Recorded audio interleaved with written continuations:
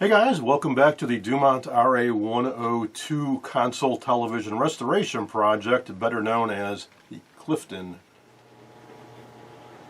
Got two new electrolytics installed, about to put two more in. While cleaning this area, I happened to peek behind the support column. Holds up the CRT, and I knew it had a few tubes mounted horizontally, but never thought to look on the other side. Yeah, sorry to get the camera in there. We got some more work to do. There are a bunch of parts back there. Boy, and not only can I film it very well, I don't know how to get in there to work on it. I mean, this doesn't come off, I'm going to have to take the CRT out. I mean, that's all there is to it. And, the CRT out, I think I'll be undoing the mounting screws that hold this column up and tilt the whole thing back to get at the parts that are mounted on the other side of this. Did not see that coming. I should have, though, because where there are tubes and tube sockets, there are going to be parts mounted on the back side, so not quite done with the recap yet.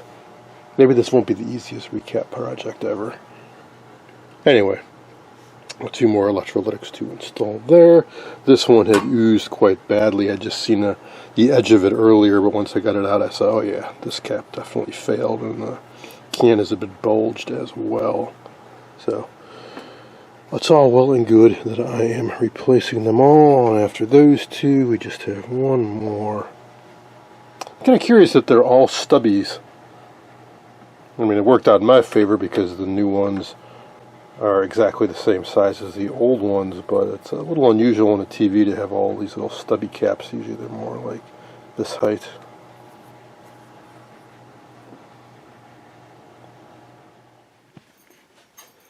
I just finished replacing the last of the new twist lock electrolytics. Aren't they pretty? Got a couple 6SN7s to replace, the ones that had tested weak. And then, well, normally I would say, hey, it's ready for first power up. Except we can't, not quite. Because one of the 807s went to air.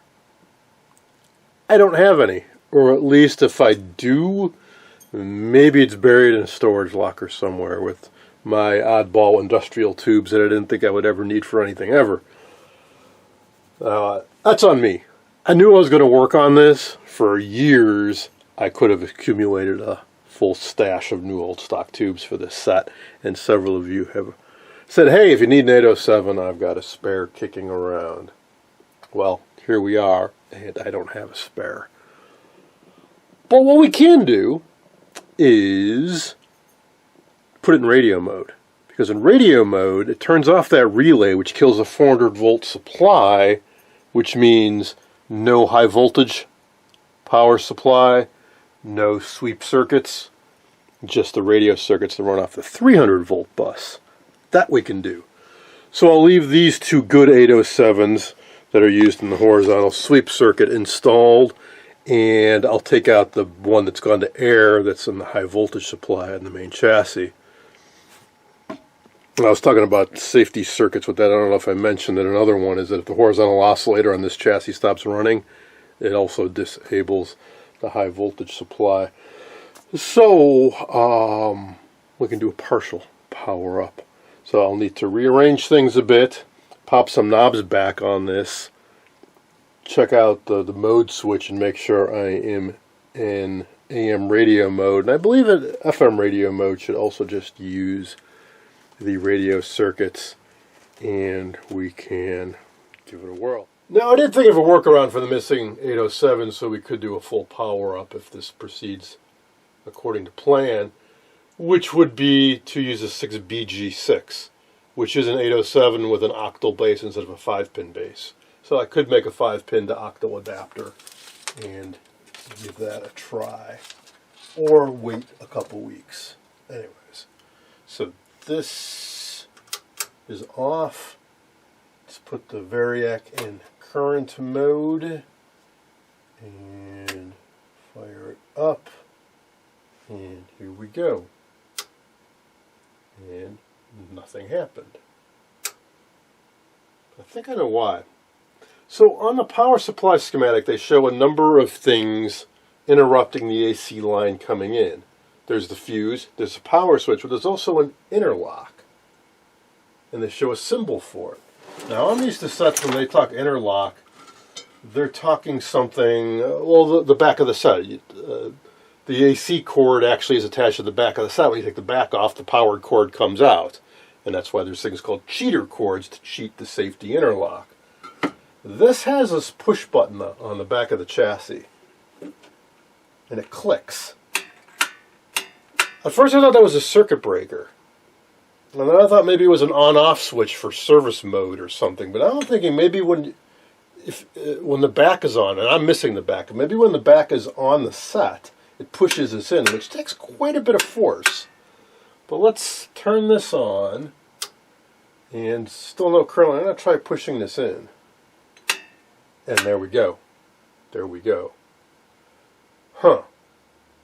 That's going to be awkward on the workbench. I think I'll install a jumper across that. But for now, pegged my current meter, which is on 1.5 amp mode. I'll go to the 4 amp mode. Try pushing that in again. Yep, shoots up. Okay. We got our cabinet pilot light on, and we must be in TV mode. So let me change the mode switch. Still on. And now this bulb might be burned out. Oh, there we go. Interesting. Maybe this has a phono mode. So I'm getting 4 modes. I don't know what the 4 modes are. I recall having a phono input on it. Tubes are lighting up. So something, probably FM, probably TV, and then AM. Nice to finally see this lit up. I don't have the set screw on this set, but I can rotate this. Disc rubs a little bit. This shaft is kind of wonky. I got to do a little bit of work on this. Also, there's some felt behind it. It's a bit torn. This is the AM dial, so it's on 55 now. And it goes around to 170. Well, that's cool. That's cool. So we know a few things. We know the power transformer, or at least the filament transformer, is okay. We know I've got the power routed through this thing correctly. We know that the power switch on the set works. We know that the safety interlock switch works. We know our pilot lamps are good. Towards the end of me filming that last segment, I was starting to smell kind of a burning electronics smell. It's got me concerned. I was thinking, well, what could it be coming from? Thought maybe the filament transformer starting to overheat. No, it's cool. All the tubes are cool. There's no plate supply. It's just a filament going. Thought maybe you had a short somewhere or a partial short. Something clicked. I think it might be something in this box that's kind of burning up. Let's pop the screws out of this. See, remember I tested the tubes and so there was an 807 that was bad. It's still in here. And it's not just bad, it's gone to air. If you ever tried powering up a tube that has gone to air, you might know what I'm getting at.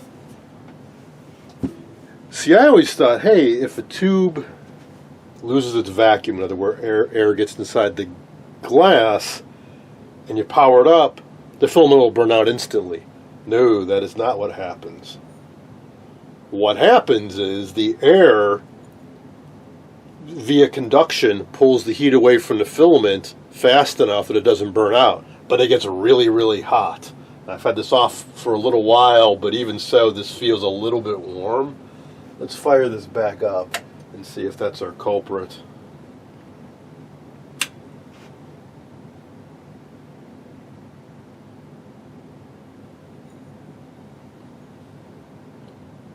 Well, it's actually glowing. So maybe it's partially gas. I didn't actually test it because, well, the plate cap came off and the getter was gone, so I just assumed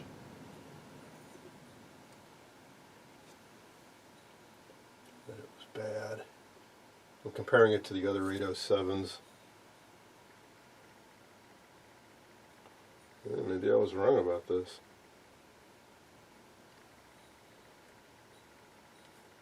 Does feel slightly warmer than the 807s.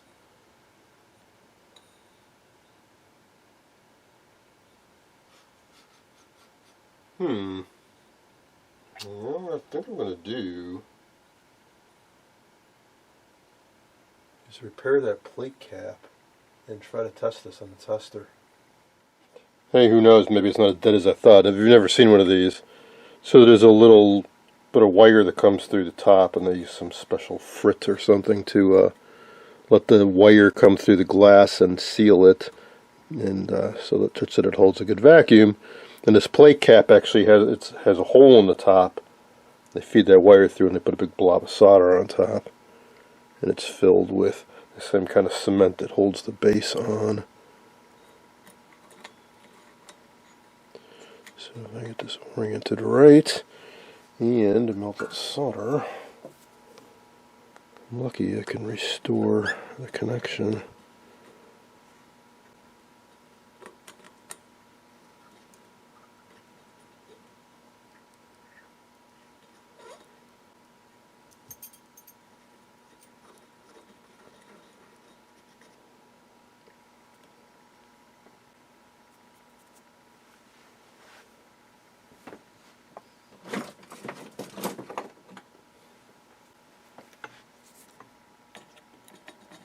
Nope, didn't get it.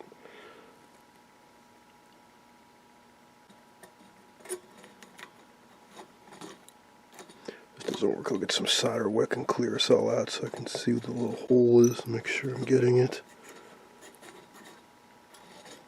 Yeah, I'll just do that.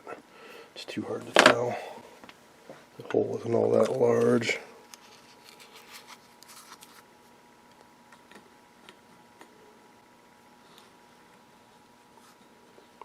Still leaves me wondering where the slight hot electronic smell is coming from.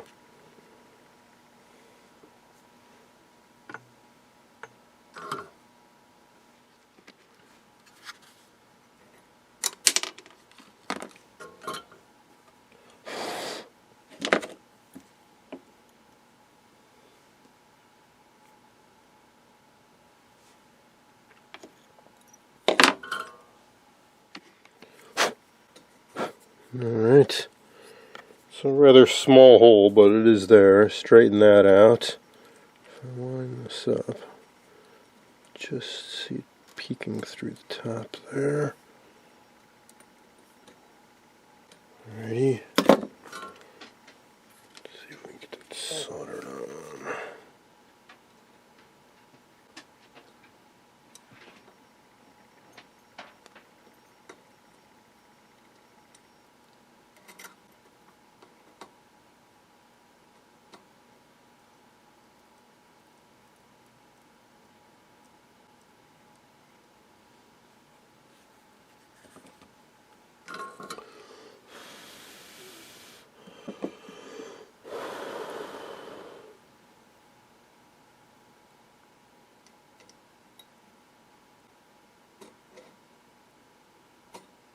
Yeah, I was afraid of that.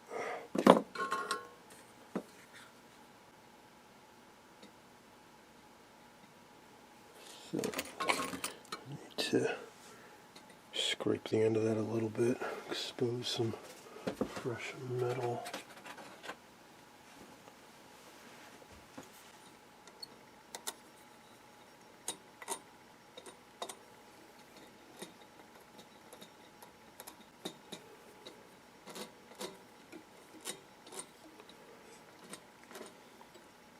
Regardless of whether or not I can resurrect this tube a bit, I will definitely be getting, I think I'll get a whole set of new 807s.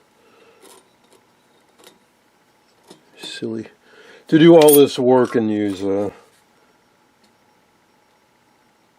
messed up tube.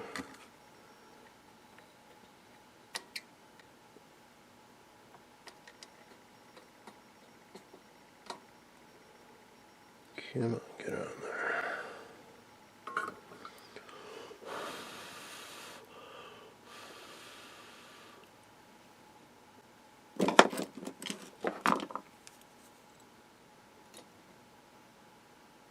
Alright, let's Test this guy. I think somebody wants to go to bed. Actually, we both do. It's getting pretty late. We will soon, my friend, but first I have to see if my tube repair was successful. So, Hickok 600A set up to test an 807. Filament is glowing. Line adjust. Good.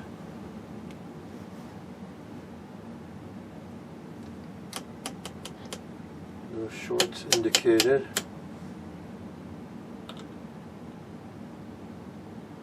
Well, it doesn't test good, but it ain't dead. It's just in the red. Now, there is a gas test on this, but I'll be honest, I don't know how to use it.